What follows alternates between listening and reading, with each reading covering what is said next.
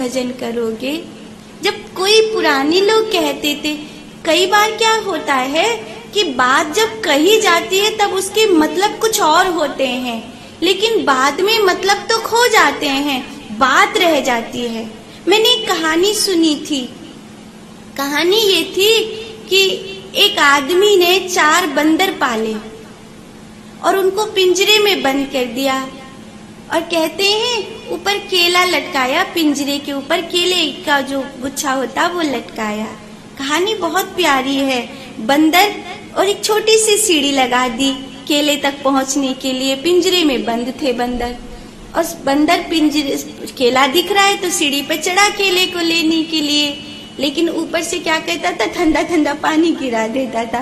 तो वो जो बंदर था वो सीढ़ी से उतर आता था, फिर दूसरा ऐसे ही प्रयास करता था, फिर तीसरा ऐसे ही प्रयास करता था, फिर चौथे ने प्रयास किया। चारों पे यही हुआ कि जब वो केला लेने जाते थे तो वहाँ ऊपर ठंडा पानी गिरता था, तो उनको ये पक्का हो गया कि सीढ़ी पर चढ़ेंगे केला लेने के लिए तो ठंडा पानी गिरेगा, मतलब इस सीढ़ी पे चढ़ने का नहीं। अब क्या हुआ, उस पिंजरे के मालिक ने उन 4 बंदरों में से एक बंदर हटाकर एक नया बंदर रख दिया। कहानी बहुत ध्यान से सुनना, बहुत सारगर्भित है, साधारण सी भाषा में, लेकिन एक नया बंदर आ गया। एक नया बंदर आ गया तो बाकी के 3 तो सीढ़ी पर पहले ही नहीं चढ़ रहे थे। नए वाले ने सोचा केले लटक रहे हैं, सीढ़ी है, ये लोग चढ़ क्यों नहीं रहे हैं, मैं ही उतार लाऊं।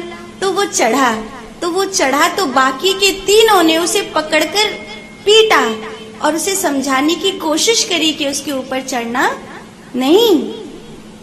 अब ये तो समझाया नहीं कि ऊपर से ठंडा पानी गिरेगा, बस उसकी पिटाई कर दी कि पागल है, क्यों जा रहा है, बुद्धि खराब हो गई है, चढ़ने नहीं दिया।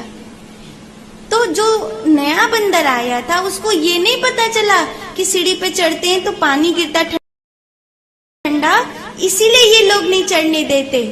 उसको इतना बैठ गया दिमाग में कि सीढ़ी पे चढ़ूंगा केला लेने के लिए तो मार पड़ेगी। फिर उसने नए पुराने वालों में से एक और बंदर हटा दिया, एक और नया भर्ती कर दिया, उसने भी यही हरकत करी, उस पर भी मार पड़ी, और फिर एक एक करके पुराने वाले 4 हट गए और 4 नए बंदर आ गए। अब तो पानी नहीं गिर रहा था ऊपर से ठंडा, केले भी लटक रहे, सीढ़ी भी है, लेकिन एक चढ़ता है तो बाकी के 3 उसे मारते हैं।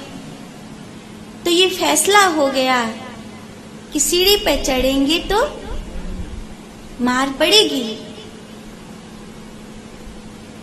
अब एक दिन एक और नया बंदर आया, उसने पूछा कि मार क्यों पड़ती है, ऊपर चढ़ने क्यों नहीं दिया जाता है, लेकिन कोई बताया ही नहीं।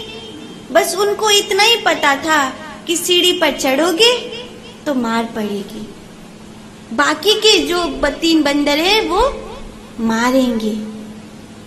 क्यों मारेंगे, किस लिए सीढ़ी पर चढ़ना मना है, ये उनमें से किसी को नहीं पता था। पूछने की हिम्मत करेगा उसको भी मार पड़ेगी। बस ऐसे ही धर्म जगत में होता है। इतनी सारी कंफ्यूजन इसलिए है कि पूछने में संकोच होता है, और जब रीतियां बनाई गई थी तब बात दूसरी थी। अब पीढ़ियां बदल गईं, लेकिन अब दिमाग में कुछ और ही बैठ